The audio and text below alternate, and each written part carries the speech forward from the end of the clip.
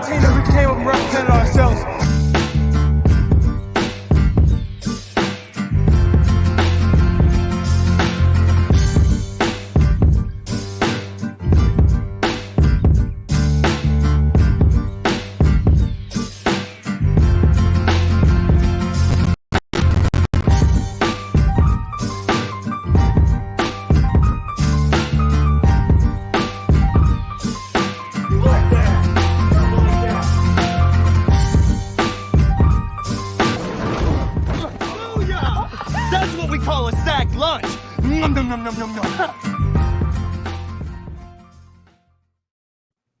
What's up, everyone? Oh my God, I didn't even see it. What's up, everybody?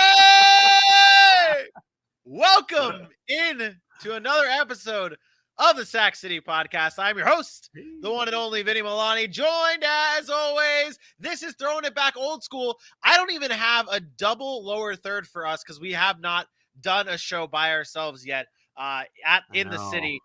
But so I am joined, as always, by your boy, my boy, everybody's boy, AJ Johnson. Hey. And of course, had to get an entrance. You know how he like to do. Okay, he's playing it off. All right. Hailing from What is it? Elk Grove? Elk Grove. Hailing from Elk Grove, California, weighing in at 275 pounds. He is the reigning, defending, undisputed Fun and Games Friday champion of the world,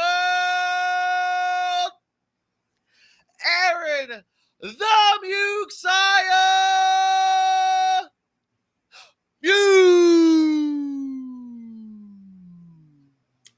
Not good, Bob. Not good, guys. Not good. Wow. Was there like votes I missed on Instagram or Facebook or something? Wait, I was referring to the last one. I definitely won the draft on Twitter. Hey, no, that was you technically did, but you technically didn't. I only ran that poll for a day by accident, so you only got 1 day's worth of votes and won. So you get an asterisk by your first Fun and Games Friday win. What you're saying is, in the shortest amount of time, people acknowledge that I had the best you were able to load up on fake. You were able to load up on fake accounts in 1 day and be able to spam those votes. I look like Dylan? We all know J.A. Watson ended up voting twice. You caught that. It's impressive. And impressive. Yes. Yeah, I got you. I had to call a Dr. Eve Austin Powers this morning at work. Wait, what? Dr. Eve Austin Powers. Yeah, I was like, nah, you fake. You ain't a real person. You ain't real. What's up, everybody? Welcome into another episode of the Sac City Podcast, episode 19, a beautiful Fun and Games Friday here in this city on April 15th.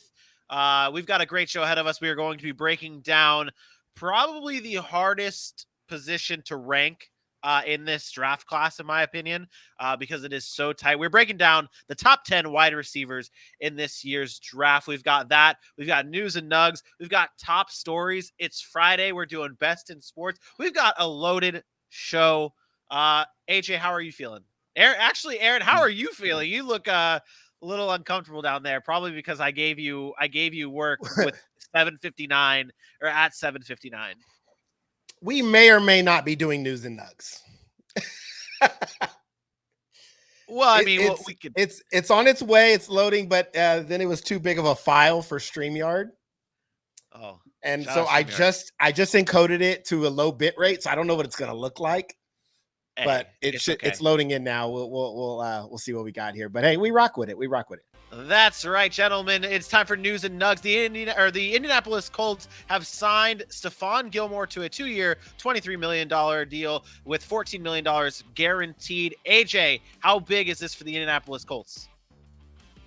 You're on mute, buddy. It's great. I love it. I'm happy to see him for a full season somewhere. One of the best people in as a cornerback, Stefan Gilmore of the Colts. Yay, good job. I had so much more to say. Sammy Watkins has signed a deal with the Green Bay Packers, hopefully filling that Devontae Adams role, probably not. And also, AJ Green is returning to the Arizona Cardinals. Which deal is more important, Aaron? I might surprise you, but I think it's Sammy Watkins. He's a really, really smart football player. If you can get a guy like Sammy Watkins in there with Aaron Rodgers, if he can stay healthy, heaven forbid, he can stay healthy, I think he can have an impact in that offense and maybe bring back some of those Buffalo days. Baker Mayfield feels disrespected by the Browns. AJ, does this matter? It does matter. Let's not forget he was a first overall pick in 2018, and he's on the books for $18 million. 19 if you want to round up. Something's got to be done. Something has to happen, and he's going to have to show why he feels disrespected. Ooh, I got more time. Yeah, everything that AJ just said. And it was great, and it was beautiful. Gino Smith is back with the Seattle Seahawks, signing a one-year deal worth up to $7 million. Is Gino Smith going to be the quarterback for the Seattle Seahawks this year, Aaron? No, he's not. He'll be the backup to Drew Lock to at least start the year. But the big thing here is I think it kind of takes Baker Mayfield out of play because you're not going to go pay Geno Smith $7 million to be a third stringer. I think Baker Mayfield just lost his chance at Seattle. He talks too much. HBCU's own Akil Glass says he's the best quarterback in this year's draft. He is used to fighting for recognition. He's determined to make himself known in this year's draft class. AJ, what do you think about Akil Glass being the best quarterback in this draft? Who? Look, I appreciate the confidence because if you ain't going to say it about yourself, who's going to? But you're going to have to play it from third string. You better hope a lot of people get hurt in front of you. I know you see him running, but he's a statue. He's a statue. Last but certainly not least, Kyler Murray reportedly will not play without a new contract. This has been taking over all the sports world today. Kyler Murray is just waiting on that deal, and he might not play this year. Aaron, what are your thoughts on this one? I'm going to take a deep sigh. I'm going to let the buzzer run out, and then I'm going to get into my real thoughts. Listen, I believe Kyler Murray. And I know this has been a hot topic all over the airwaves today. I believe Kyler Murray will not play another down unless he gets a new deal. Now, does that mean that the Arizona Cardinals are not going to give him one? I think eventually they budge here, but how long and at what cost, right? There was reports that his agent said that they had an offer on the table that they've now retracted, and now it's in Arizona's court. I guess the ball's in their court, I guess you can say, but there hasn't been much dialogue there. Look, Kyler Murray's trying to get ahead of the game on a contract extension, and I'm not mad at him. He's improved that team 2 years in a row. It's the NFL is changing, and I think this is another situation where we see it's changing. Teams are going to have to start paying players earlier and more money, and as simple as that. And NFL teams don't want to do it; they're all reluctant. But I don't see a situation here where you trade. Or you get rid of a Josh Rosen after you drafted him after 1 year. You get rid of a Steve Wilkes after 1 year. You go get Cliff Kingsbury and bring in the guy that they wanted to build this franchise around, and then you just let him go and you trade him or you don't get a deal done. I don't see that happening. But if I'm a Cardinals fan, I'm a little bit concerned with the moves we've seen from Russell Wilson, and I know Arizona said they're not going to trade him. We've heard that before. And then, something happens and he's gone. So it's not a good thing, but I ultimately think Kyler Murray is back in the Arizona Cardinals uniform. And if not, maybe he plays baseball. Oh, he got drafted by the A's, right? He's still a draft pick by the A's. They still own his rights. And hey, with all the trading the A's have been doing, they could sure use him right about now. So, and again, he has a lot of leverage here, even though they have 2 years still on the deal. The players are getting more and more leverage each year, and I think Kyler Murray eventually will get paid. It's just about how Arizona wants to approach that. AJ, let me ask you this question here, and I heard this mentioned today about Lamar Jackson. Obviously, he has not come out and said he's not going to play without a new deal. But if you're Kyler Murray, would you rather wait on Lamar's contract and then possibly get paid even more? Obviously, Kyler and Lamar are not on the same level. But the way the money world works is when someone else gets paid, it just keeps going higher and higher. If you're Kyler Murray, would you rather wait for Lamar to get his deal so you can make even more money? I don't, because Lamar Jackson can be unpredictable in this. Lamar Jackson represents himself. Kyler Murray has an agent. So if Lamar Jackson decides, he's been really good with that organization, they've, for the most part, taken care of each other. So I wouldn't be surprised if Lamar Jackson decides to wait it out. With Kyler Murray, you have to remember this man has been injured each of the last 2 seasons. He's set to make $5.5 million on this upcoming deal. He's a guy that does need to get that financial security just before sooner than later. Let's also not forget who's one of his best friends in the NFL, Baker Mayfield, who just got, besides being bad, just got tossed out basically for having a bad shoulder and playing like trash for an entire year. What happens if Kyler gets injured, tries to play to prove it for a contract year, doesn't play as well, and they decide to do the same thing? This is a guy who, when he was drafted, that team had 3 wins at that point in time. They replaced a previous number 1 overall pick for him. And then since the last 3 seasons, they've improved by 3 wins each of the last years and made it to the playoffs last season. I think he deserves this money. I don't think he should wait. And I wouldn't be surprised if he holds out to the exact last possible minute before he actually does make a decision. Okay. AJ, I didn't, or no, Vinny, I'm sorry. Vinny's the one who said it, and AJ kind of answered it, but I don't think Kyler Murray waiting on Lamar Jackson does anything to the quarterback market. He's not going to get as much as Lamar Jackson. Lamar Jackson's an MVP. Lamar Jackson has a playoff win. Lamar Jackson has, more accomplishments than a Kyler Murray. Kyler Murray has seen a Josh Allen get a deal. He's seen a Derek Carr, a Dak Prescott. That is the realm in which Kyler Murray is going to get his deal. He's going to be compared more to Dak Prescott and Derek Carr than he is going to be Lamar Jackson. And the reason being is he doesn't have the accomplishments. He can't go to the front office and say, hey, I've won an MVP. Hey, I've led the league in touchdown passes. He hasn't done any of that yet. Lamar Jackson has. So Lamar Jackson has more leverage, obviously, within his organization. But I think this is more about Kyler Murray just wanting to get a big deal. And whatever that number is, I'm sure it's upwards of about 40 million, which is what the quarterbacks are sitting at with Derek Carr and Dak Prescott. Arizona's probably still thinking, are we sure this is our guy?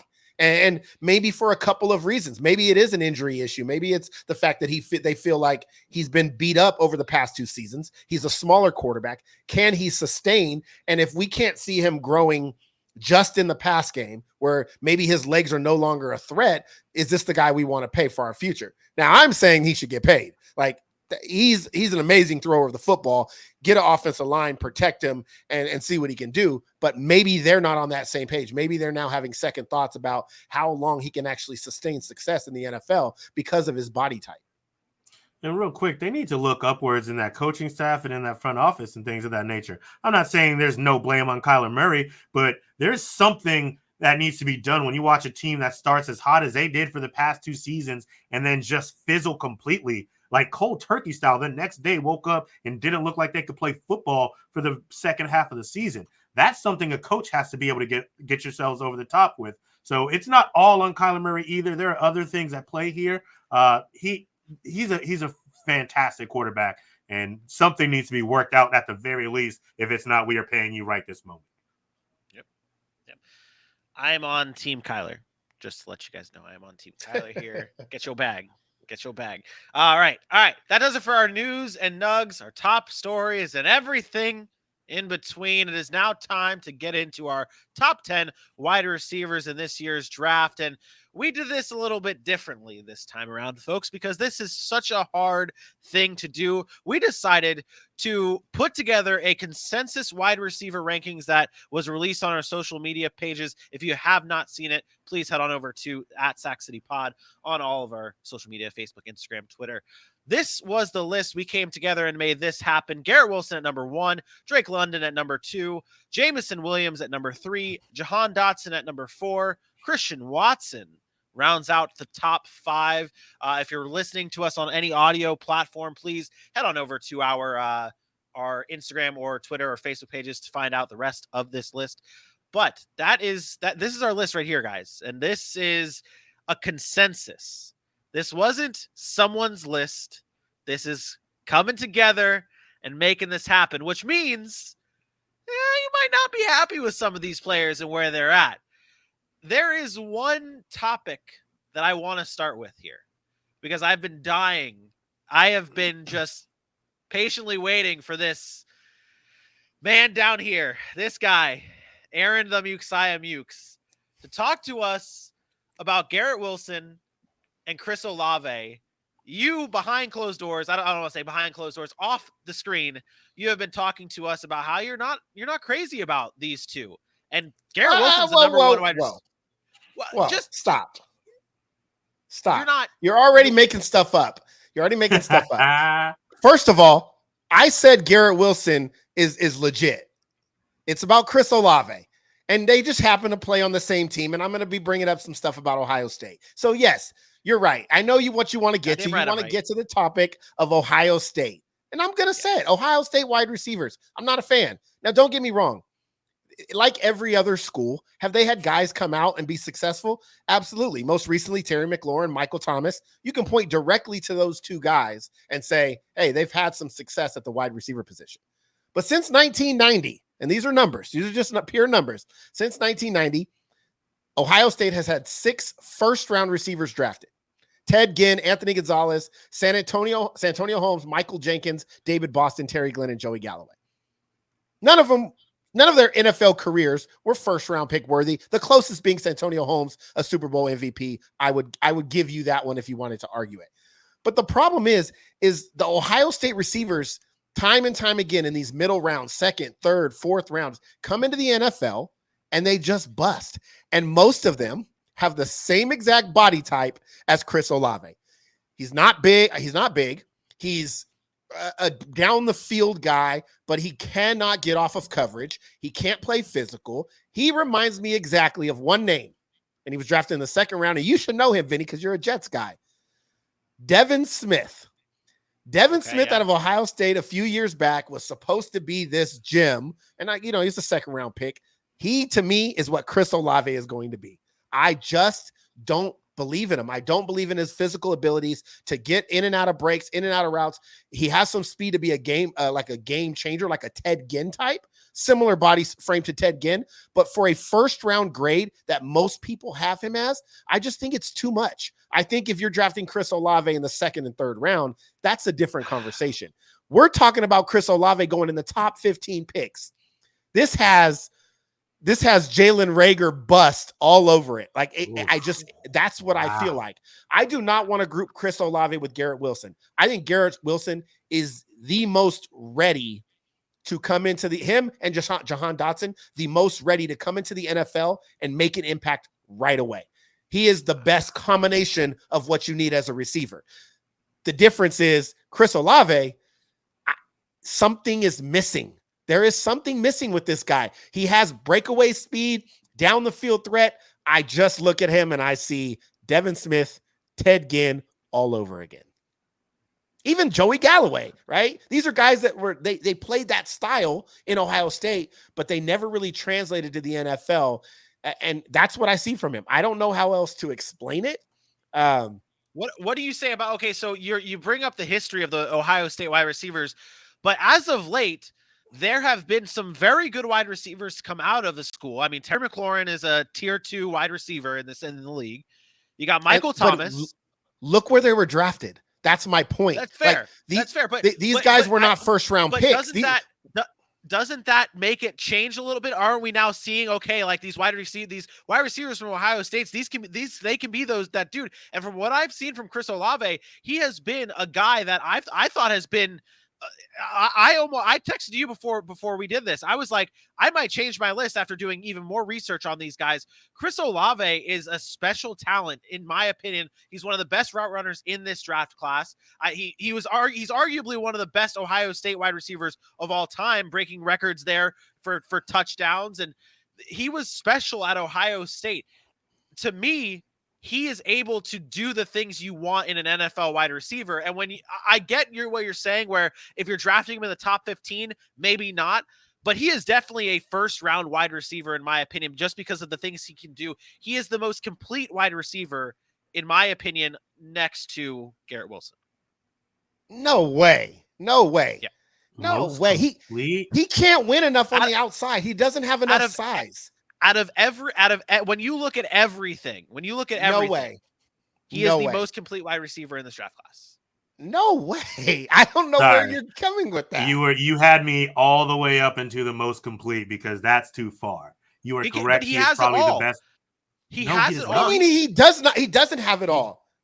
He does not play physical enough to have it all. He's more than likely going to be stuck in the slot in the NFL because he's not big enough to win on the outside, especially against press man coverage. He's going to have to go to a system where they can scheme him up to get the ball correctly until he can blossom into somebody who can be a top number one receiver. Chris Olave is great. I'm higher on him than Aaron. I don't think I'm as high as I am as you are on him. Paris Campbell, Chris Olave, same player, except Paris Campbell's been injured, like in the NFL. They're the same thing. All these guys from Ohio State are the same thing. You look at the guys that have been special. Michael Thomas is a little bit of a different build there. He's not that fast guy. He's more of a possession guy.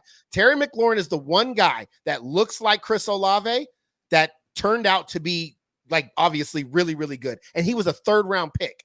Same body type, same skill set, similar skill set, except the difference is he has way better hands than Chris Olave. So let's see where you have Chris Olave on your list. You have him at number 9. Yep. Number 9. Let's be fair here. Let's be fair. I'm grading this on like if all these guys reached their maximum potential. I have him at number 9. I'm going to go on record right now. I'm doing my mock in a few weeks. There will be 7 wide receivers taken in the first round. So saying Chris Olave is 9, I still have him in the second round as a second round pick. I don't think that's a slight to him. I just think there's other guys with better attributes and more skills than what he's going to bring at the NFL level. And if he goes to a place like the Dallas, I hope I'm wrong. But I don't want him. I would hope that you would end up changing your tone for that. AJ, you're high on. You say you're a little bit higher on Chris Olave. Where do you have Garrett Wilson, and what are your thoughts on? So, Aaron, are you okay on Garrett Wilson being because our consensus has him as the number 1 wide receiver? You look at AJ, you have him very high, right? I do have him very high. He's one of my favorite receivers in this draft for multiple reasons. He's the consensus, I think, number 1 receiver that's going to be taken. If you looked, on my list, he's number 2. But again, I'm taking everything perfect in a perfect world potential for these guys. Where are they at? That's how I did my list. With Garrett Wilson and some of the other guys that we're going to talk about in this top 3, you can almost 1A, 1B, 1C them. They just have these different traits about them that make them slightly different. One of my favorite things about Garrett Wilson is the fact that he practices being a pro right now. Every catch you see him make in the end zone, you will not. I have not seen him one time put one foot down. It has been 2 toes, 3 toes, 4 toes. He makes the breaks he needs to at the right times. There's issues he has when he's running routes in the open field, but when it's time, when you have to make that route and it has to be precise, he's doing it. He's doing it. He is going to be one of the best receivers. He is probably the most NFL-ready receiver to go from this draft. And you can say what you will about a Drake London and some of the other guys.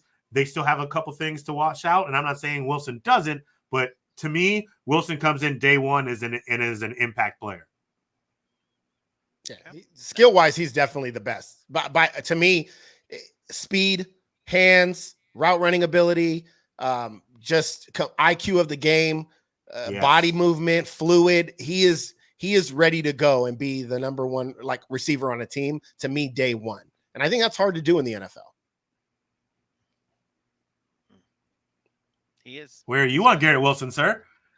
Well, if we were to talk about my list, I guess for a reason. We can get into it. I do have him at number 2 because my number 1 is Jameson Williams, and it's not because I'm a homer. It is not. It is. Surprise, surprise. It is. It may be slightly because I'm a homer, but no, I really do love what Jameson Williams brings to the table, and it's the guy that you guys argued with me about when you compare Mike Evans and Tyreek Hill. Jameson Williams has that lightning speed that is going to be game-breaking, game-changing in the NFL. His separation between players, it's the best in this draft class. No one gets separation like Jameson Williams. Now I understand ACL injury. You're a little worried about how he's going to recover. And if people are saying he's going to be a top 10 wide receiver, and maybe you don't want to invest in a wide receiver in the top 10 who you might not have at the beginning of the season. So we've got 5 to 7 months, according to the doctors at the combine. This guy, though, Jameson Williams, is incredible. He's got the speed. He's got the route running. He can catch the ball. He can do everything you want in a wide receiver better than everyone else in this draft class. And that is why he's my number 1 wide receiver. He's very, very good. And if he does live up to his potential, he could be the most productive.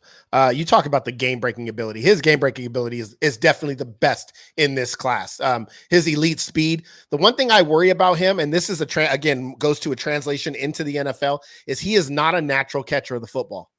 He does not use his hands a lot. He uses his body a lot. And I'm not trying to make any comparisons here like Dylan, but I'm going to say a name, and I'd be embarrassed because I don't really want to compare them. But I lived through it. I watched. Oh my God, I can't even say it. He's shaken up by this.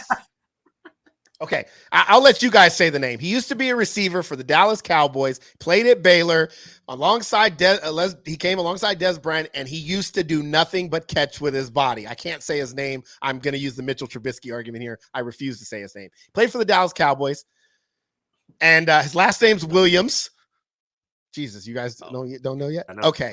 Anyways, Terrence Williams, I'll say it. I just threw up in my mouth. So he bodied a lot of balls, so fast. But he had that game-breaking speed, that game-breaking ability. He was really productive in college. I'm not comparing the two, but he had a lot of drop balls because of the fact that he tried to body everything. I worry about Jameson Williams in that aspect. And then another thing to note, Jameson Williams was the 3rd-string wide receiver at Ohio State, behind Garrett Wilson and behind Chris Olave. So as good as he's been at Alabama and as game-breaking as he's been, he transferred. He left because he was number 3 on the depth chart behind those guys. So I worry about that a little bit as well, about his ability to want to compete and be the guy.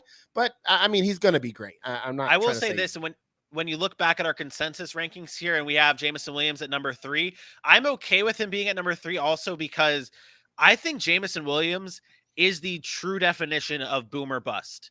He's either going to be a top receiver in this game or he is going to be he won't be in the league. Like that, he has those two outcomes that I see about Jameson Williams, and that's coming again from an Alabama fan. But that's fair. AJ, let's give you the floor here. When you look at our consensus wide receivers, who is someone that is either too high or too low? So, I kind of feel like I love this guy. I think the consensus, though, has Johan Dotson slightly too high. Love him. We talked about him the other day. I raved about him. I understand, but I'm also thinking about where he's going to go. I'm also thinking about what he needs to do to polish up on his game. And I'm also thinking about how he was able to win in college. In the NFL, it's not going to start right away.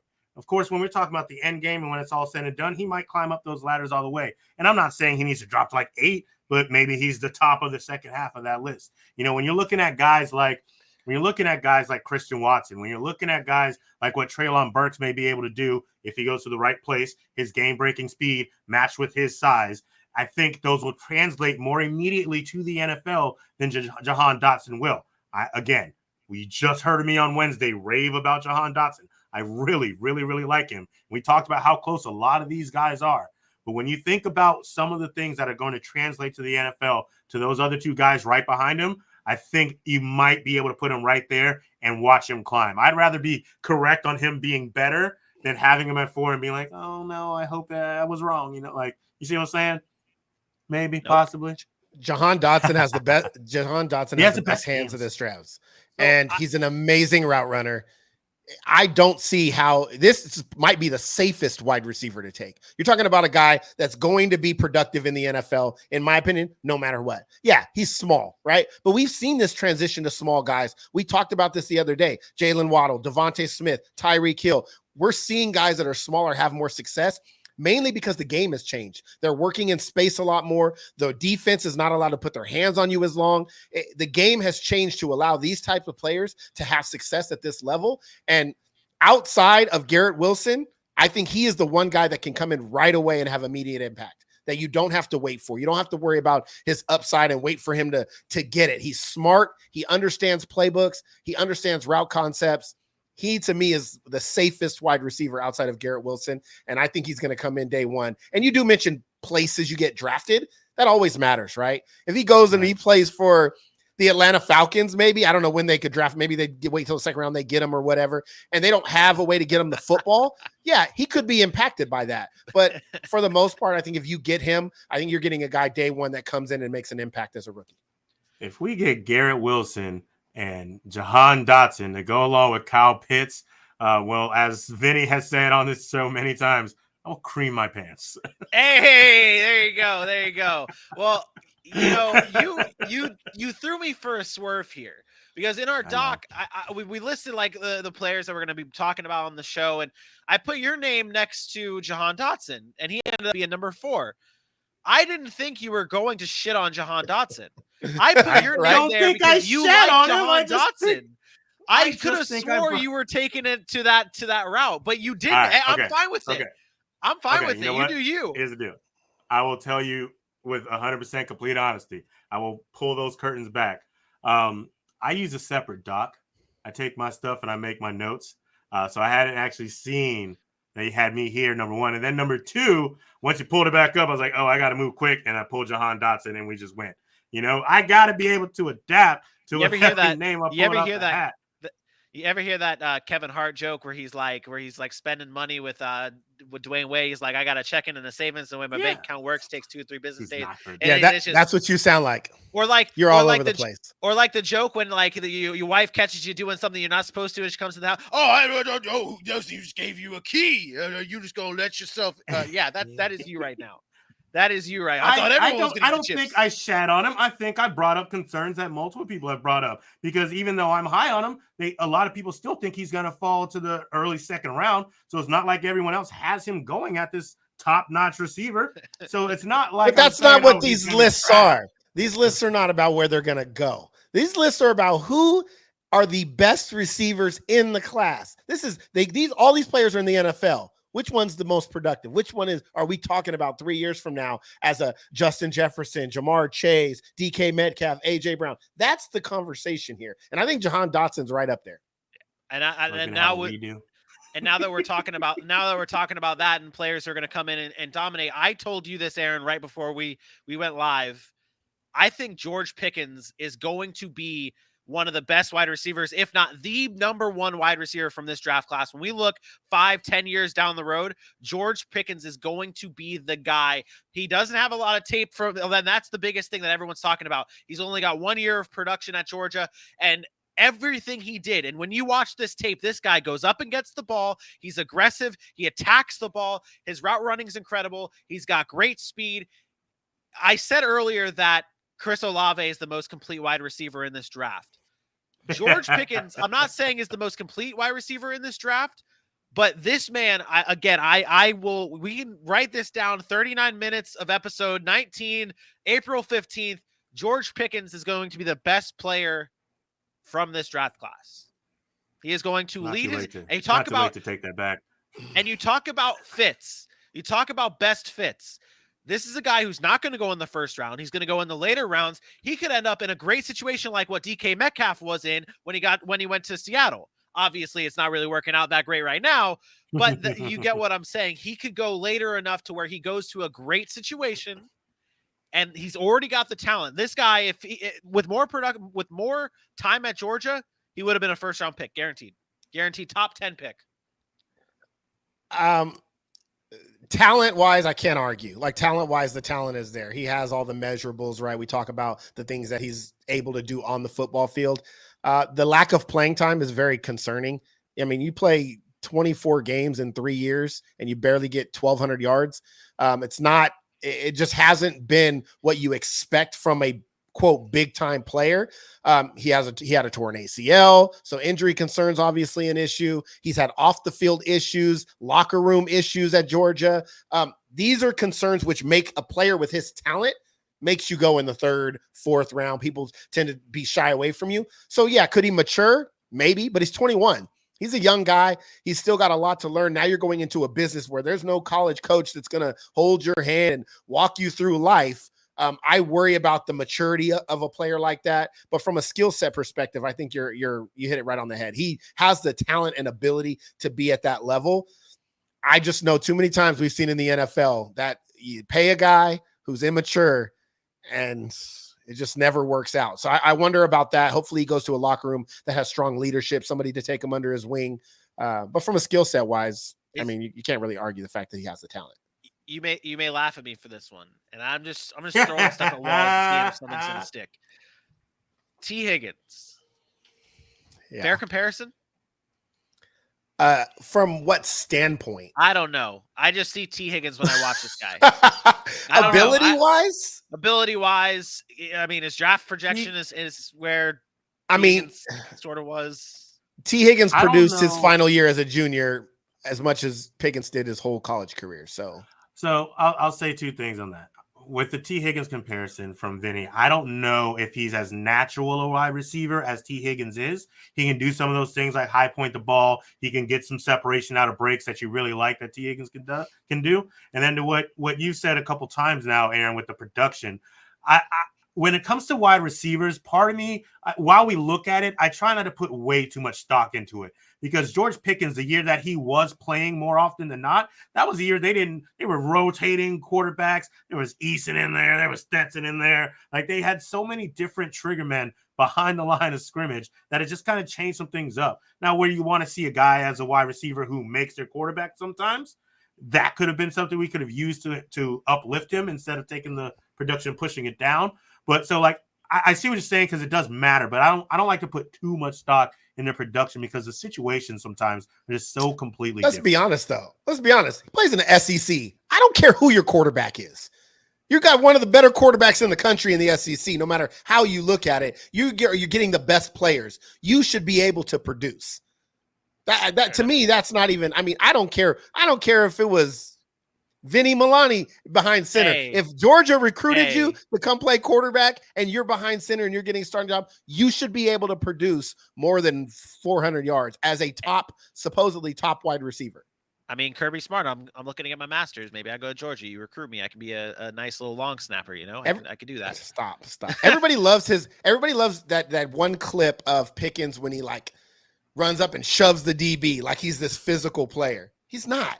This dude's tall and lanky, and if you get a guy, you put Jalen Ramsey, Jalen Ramsey does this to a lot of receivers, but you match up Jalen Ramsey with George Pickens. Jalen Ramsey's going to abuse George Pickens. Physically, he's just going to beat him up, and then probably mentally too, because George, 6'3" and 200 pounds, that is a very small, like thin frame. Like he doesn't have the strength to get off of coverage consistently. He wins because of his height and he kind of, bodies people out. But I wonder if that translates really, really well to the NFL. This is the kind of stuff that's hard to gauge because the measurables are there, but does he need to put on weight? Because T. Higgins is almost 220, right? And T. Higgins is a very, very physical receiver, whereas Pickens is 200 and not as physical. So, I don't know. Again, I like him, but there are some red flags that would keep me as an organization.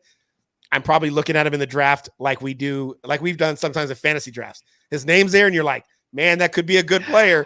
I want to take him, but I know this guy over here. I know what he's going to give me. I'm going to go there. So that's what I see happening to him in this draft. That's fair. Let me go to the comments here real quick. I got two comments I'm going to send, one your way, AJ, and one your way, Aaron. This first one's going to go to you, Aaron. It's from a new listener. We always love when new viewers and new listeners tune into the show. At NFL Arizona Cardinals, not the real Cardinals, but someone who is probably a big fan of the Cardinals. He says, I would put Eric. I'm not going to even try that one. Nope. I want you to say it. Eric Nzukanam.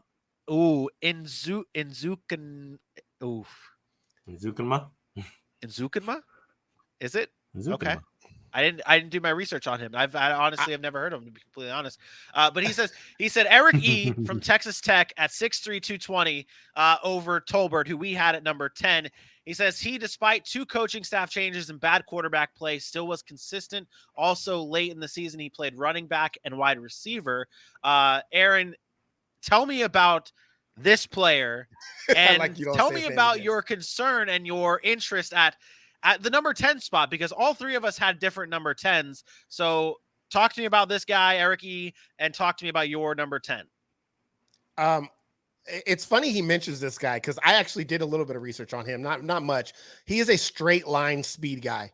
And in the NFL, that's tough to really break into that top tier of that wide receiver talent. He's not going to be able to get across the middle of the field in and out of breaks, which is going to be a problem. He does have the ability to get off press coverage with his size, but he's got good hands. I think he's somewhere just in the middle of the road. There's nothing special that stands out. And to me, I always want something special. At my number 10, I look for a special player, right? I look for somebody that could be dynamic and game-changing.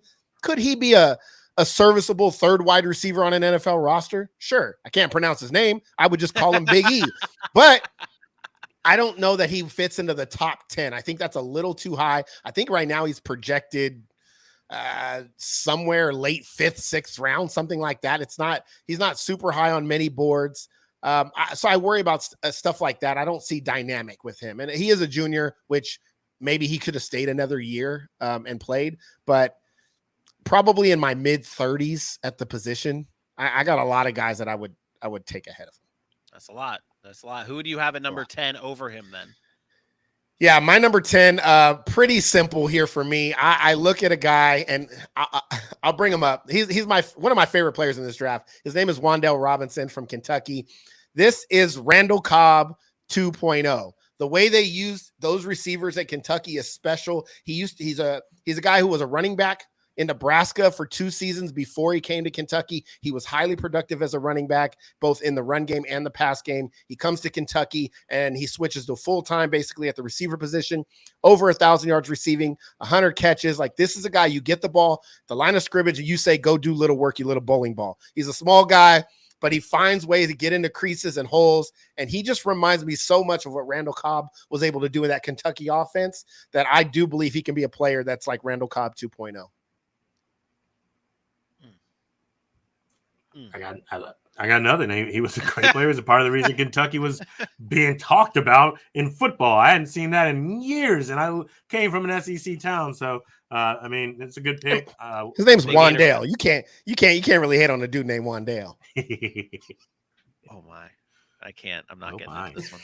I'm not getting into this one. Hey, we're not going to mention him today because we removed him. But I'll take Wandel Robinson over Mr. Sky Moore, who sounds like he should be playing in the WNBA. And I'm not knocking him. Just the name sounds like you on the Houston Comets or whatever, the Los Angeles Sparks or the Phoenix Mercury. I don't sound the like New York Liberty, man. Shout out New York Liberty. We hating on Sky Moore. That man got some talent, man. He does, and a lot of people have him pretty high. I'm just when I hear Sky Moore, I don't think NFL football player. I'm just gonna say. Yeah, I feel bad when I think about Smoke Monday, but here we are. So, hey, that's a name, man. That's a better. That is 12 years from now when he's popping up on rosters, you'd be like, I remember Smoke Monday. I remember that, dude. That's what Smoke Monday is going to be. I remember Smoke Monday. Okay, AJ, you get the next question here. It's from Bailey. Why do you have Burks behind Olave? You actually have you do have Burks over or behind Olave as well. Why do you have Burks behind? So like Olave? you, I do think Olave is a little more polished than Treylon Burks. The route running that Olave has will be able to get him that separation that people are worried about him getting for his size, and his breakaway speed kind of gives me that comfort that I'm looking for. Now, when it comes to Treylon Burks, he's got size and speed, but he's mostly that physical specimen you're looking for. There are certain things in his game that you need to do with him. Getting him to high point the ball, getting him to make those 50-50 balls, which he can still kind of improve. But where I worry about him is sometimes he's a little slow out of his breaks. Sometimes he's slow when he needs to stop and turn around. And that becomes a problem when you need a guy to do a curl or a back shoulder comeback. If he's slow on that stop and turn back, that's when that ball can sail and you're looking at a pick that can go the other direction. So Treylon Burks is going to be really good, but I do believe he needs to go to a certain team that is looking for that style of player, whereas I believe Olave can go just about anywhere, and I'm not saying he'll be their number one, number two, but Olave will fit in most places and be ready to play. Okay, fair enough. All right, let's end it here, gentlemen. There's one last player that we have to talk about. One more player we have to talk about. Consensus has this man at number 5. Aaron, you have this man at number 1. Some people might not even know who Christian Watson is. You should know who Christian Watson is, but tell us why you have him at number 1, where most people have him just around 10, 8, maybe. Highest I've seen. Well, Chris Sims had him at number 1 too, so maybe you're on the same page as Chris Sims. But why do you have Christian Watson? First, I'll start with just the measurables, right? I mean, you're talking about a dude that is 6'4", 210 pounds, runs 4.3. I mean, he jumps out of the gym at almost a 40-inch vertical. He's super athletic, right? So you're just not finding guys with that level of athletic ability that are that big. He's a natural pass catcher, reliable hands. He goes up and gets 50-50 balls with a guy that has that speed. He's been elite in the special teams game as a kick returner. I mean, this guy can play everywhere. Slot, you want to put him in the slot and tell him to go make plays, he can. He has long arms to get off of defensive backs. He plays fast. He's confident, which I love at the receiver position. I like guys that know that they can go out and say, I don't care who you put in front of me, I can beat them. I just think he can do and fit into any scheme. I will tell you the weaknesses everybody's going to point out. He plays at North Dakota State University, right? No, I've got a weakness. Let me finish. Okay, I thought he plays it. He plays at North Dakota State University. And another issue is obviously the fact that he didn't have the high level of production as the top wide receivers. But people don't realize North Dakota is a run-first team. They don't throw the ball very much at all, if ever. And so you see a 43 catches for 800 yards, and you're like, oh, that's not blowing anybody out of the water. But he was the main guy there. He was their playmaker. They just don't throw the ball a whole lot there. And the fact of the matter is he had some drop issues. But I want the athletic ability of a guy like this that I feel like can translate and play in any scheme in any system in the NFL. And again, his athletic ability is off the charts. I don't know what else you want from the man. I think he has it all. See, I was going to point out the drops, and when you look at the numbers here, this is the list of the drop percentage for like most of the top wide receivers in this draft class. You look at Christian Watson there at the bottom right, he's got the highest at 12.7%. You already brought up the fact that at North Dakota State, they were more of a run first team, and this guy still has the worst drop percentage. Yeah, because he's not seeing the ball.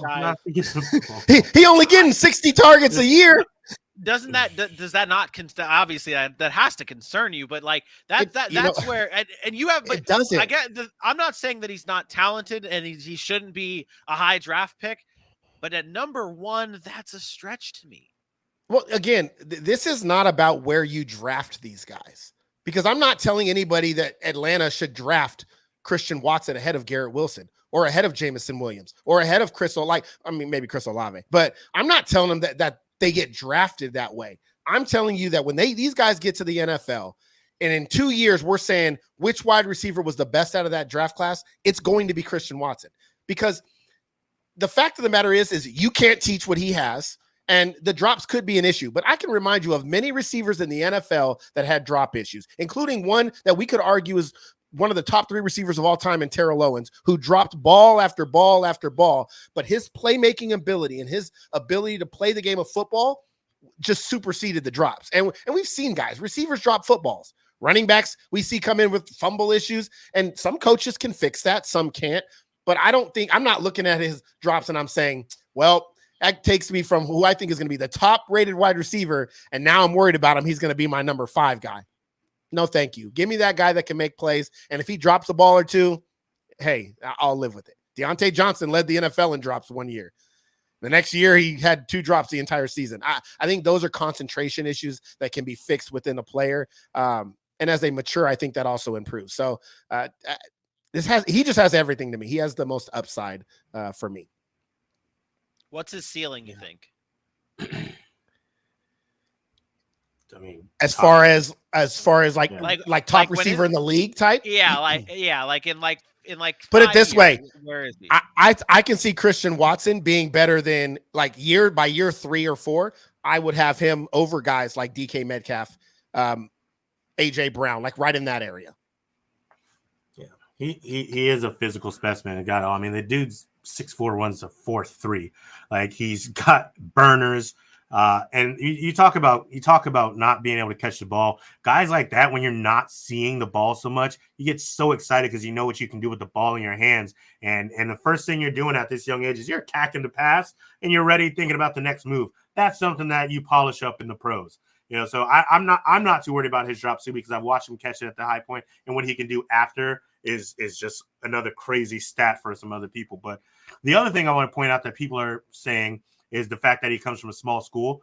If there's ever a position to me that I don't really worry about the competition you play, it's wide receiver. If you can play wide receiver, you can play wide receiver. Some of the best wide receivers in NFL history came from small colleges. We talk about Antonio Brown from Western Michigan, I think it was, Central Michigan. Cooper Kupp, Eastern Washington. Devontae Adams, Fresno State. Jerry Rice, the best receiver of all time, went to Mississippi Valley State. If you can play receiver, you can play receiver. Marquise Brown, N'Keal Harry went before A.J. Brown, DK Metcalf, and Deebo Samuel. Who do you think is better of those five?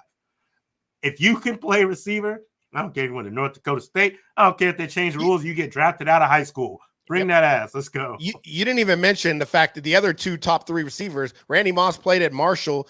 T.O. played for, I can't even remember what school he went to, but it wasn't a big school. Like those guys, it doesn't matter. If you can run routes, catch a football, and make plays, you can play in the NFL. And I don't think being at a small school really matters. Not to mention Calvin Johnson, Georgia Tech. They did not throw the ball a whole lot. And he was the number 2 overall draft pick. And people were like, physically, he's special, but he never got a lot of work. It didn't matter. He's one of the greatest receivers we've ever seen. So not saying Christian Watson's Calvin Johnson, everybody. Calm down. Whoa. But, I'm just saying. Maybe not with the thick lower half and everything. YouTube critics have lost their mind. All right. That does it, though, for our top 10 wide receivers in this year's draft class. If you want to rewatch or do anything, watch this again, listen to it again, please follow us and subscribe to our YouTube channel at Sac City Pod. AJ, I'll let you take this one over here. Please tell the beautiful people at home where they can follow us at. Okay, I think I got this. Ladies, gentlemen, we appreciate y'all kicking it with us for this hour at the Sac City Pod. You watch us right here on YouTube, where I know you've already hit that subscribe button and then got on your phones like, oh my gosh, I saw the best show ever on YouTube. It's called Sac City Pod. You should go follow them on Facebook and Twitter and Instagram and TikTok and YouTube, all at Sac City Pod. Hit those likes, hit those shares. We appreciate all the love. And Vinny, you want to go here? Of course I do. We are doing your team, your pick video submissions once again this year for our live draft special on April 28th. We want you to submit a 1-minute video telling us your team and your pick and why. Submit those videos to saccitypod@gmail.com or on our socials, like AJ just beautifully told us, at Sac City Pod. The deadline for those submissions are April 26th. Please submit those videos. Talk some trash. Let us know who your team should pick and why. Let us know. Be a part of our draft special. It is the best time of year. Man, this is great. We're loading up. I believe, Aaron, you mentioned the other day that we are at about like 60 plus videos already for our draft coverage. And we've covered so many players. It's unbelievable. Just getting started. We'll be back again live at 8 p.m. Eastern time right here on Facebook, YouTube, and Twitter on Monday. We resume our viewing pleasure on Roku Tuesday at 8 p.m. Eastern time. You're not going to want to miss it. We are everywhere. We are taking over the world. Sac City Podcast, baby. This is the city. This is where it's at. For your boy AJ Johnson, for my best friend Aaron Mukes, I am me. We will see you Monday. Peace out.